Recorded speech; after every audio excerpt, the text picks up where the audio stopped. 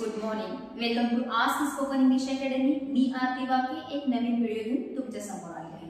Last व्हिडिओमध्ये आपण was आणि वर म्हणजेच भूतकाळामध्ये आपण काय होतो, कसं होतो आणि कुठे होतो हे कसं सेंटेन्सेस करायचे, एक वचनी समोर कोणता वापरायचा, अनेक वचनी समोर कोणता वापरायचा हे शिकलो.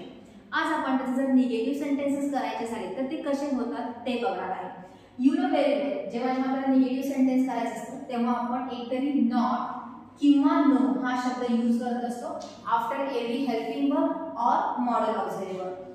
फक्त डायरेक्टली आपण वर्बच्या म्हणजे मेन वर्ब जे आहे त्यांच्यानंतर किंवा वर्बचे जे फॉर्म्स आहेत त्यांच्यानंतर नो आणि नॉट वापरू शकत नाही.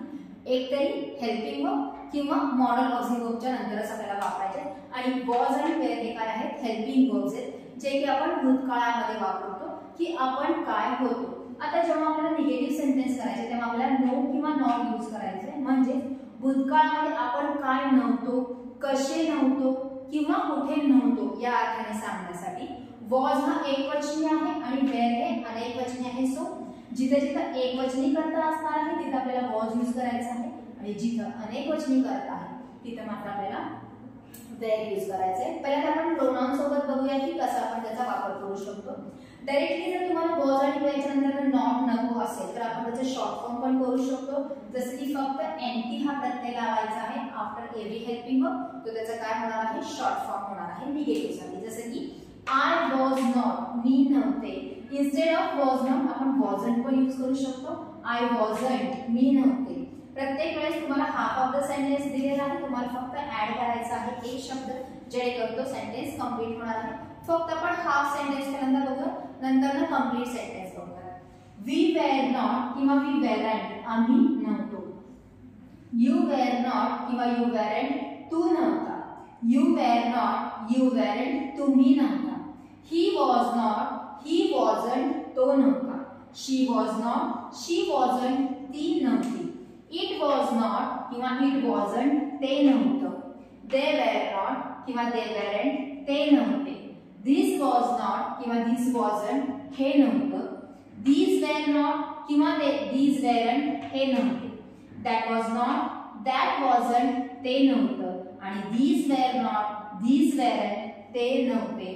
जिथे जिथे एक वचन आहे जसे की I, he, she, it, this आणि दॅट त्याच्या समोर आपण वॉज हे हेल्पिंग वर्ब यूज केलेला आहे. आणि जिथे जिथे अनेक वचन means where, we, you, they, these आणि दोज यांच्या समोर आपण काय वापरलेला आहे, वेअर वापरलेला आहे. धिस एक वचन आहे, दॅट एक वचन आहे, दीज अनेक वचन आहे आणि दोज अनेक वचन आहे.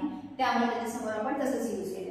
डायरेक्टली आपण धिसच्या नंतर वॉज यूज केलेला आहे. तसंच आपण धिसच्या नंतर एखादा प्रॉपर नाउन घेऊन सुद्धा यूज करू शकतो. जसं धिस डॅश वॉज नॉट, ह्याला हे नव्हतं. म्हणजे this pen was not, this dog was not, this class was not. म्हणजे डायरेक्टली धिसच्या नंतर सुद्धा आपण टू बी फॉर्म यूज करू शकतो किंवा धिसच्या नंतर म्हणजे धिस, दीज, दॅट, दोजच्या नंतर सुद्धा आपण प्रॉपर नाउन यूज करू शकतो आणि मग हेल्पिंग वर्ब यूज केले जाऊ शकतात. दोन्ही वे मध्ये आपण काय करू शकतो, यूज करू शकतो.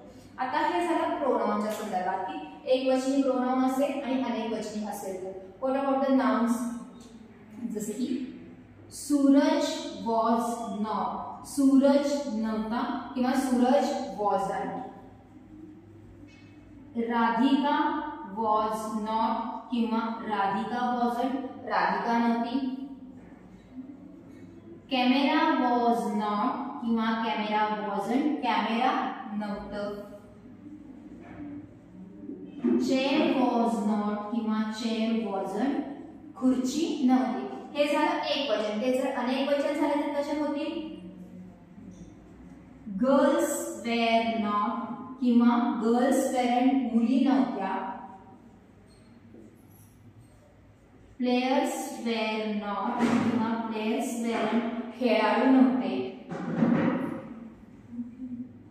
लेडीज वेअर नॉट किंवा लेडीज वेअरंट, बायका किंवा स्त्रिया नव्हत्या. आणि परत मुद्दाम आपण चेअरचं घेऊया जेणेकरून तुम्हाला त्याच्यामध्ये डिफरन्स कळेल. चेअर्स वेअर नॉट, खुर्च्या नव्हत्या.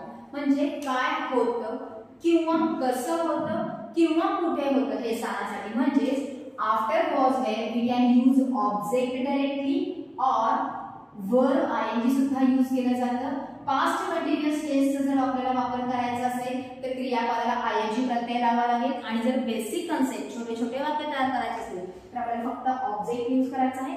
ऑब्जेक्ट म्हणून आपण त्याच्यात तुम्ही प्रोफेशन सांगू शकता, रिलेशन्स यूज करू शकता, ऍडजेक्टिव्ह यूज करू शकता, एज वगैरे यूज करू शकता. For example, I was not happy yesterday, मी काल आनंदी नव्हते. Players were not on ground at night, रात्री प्लेयर्स ग्राउंडवर नव्हते. Suraj was not 18 last month, मागच्या महिन्यात सूरज 18 वर्षाचा नव्हता. She was not a doctor, ती डॉक्टर नव्हती. They were not interested in politics, ते राजकारणामध्ये इंटरेस्टेड नव्हते. दिस वॉज नॉट युजफुल, हे युजफुल नव्हतं. म्हणजे आफ्टर प्रत्येक सेंटेन्स मध्ये आपण इथं ऑब्जेक्ट यूज केलेला आहे. पण तुम्ही कंटिन्युअस टेन्स जर करायचं असेल तर वर्ब आयएनजी यूज करू शकता. जसं I was not listening to you, मी तुला ऐकत नव्हते.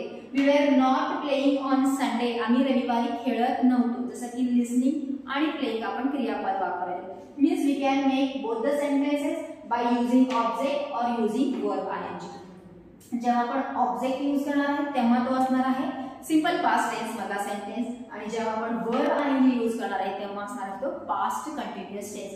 ऍटलिस्ट आपल्याला कोणत्या प्रोनाउनच्या सोबत किंवा कोणत्या नाउनच्या सोबत कोणता हेल्पिंग वर्ब वापरायचा, तो जर निगेटिव्ह झाला तर कसा होतो, एवढा जरी तुम्हाला कळालं तरी तुम्ही सेंटेन्सेस करताना हे प्रॉपरली यूज करू शकता. म्हणून ऍटलिस्ट नव्हतं कधी म्हटलं जातं किंवा नॉट वापरायचा आहे का शॉर्ट फॉर्म वापरायचा आहे, ह्या तरी गोष्टी आपल्याला कळणं महत्त्वाच्या होत्या. सो हा एकदम इझी कन्सेप्ट होता, जेणेकरून तुम्ही छोटे छोटे वाक्य ऐकून, बोलून, लिहून तरी शिकायला पाहिजे इंग्रजी. म्हणून हा कन्सेप्ट होता. छोटासाच कन्सेप्ट आहे. Again read again, write again, make a lot of sentences. Practice तुम्हाला करायचीच आहे as usual. So this is for today. Thank you.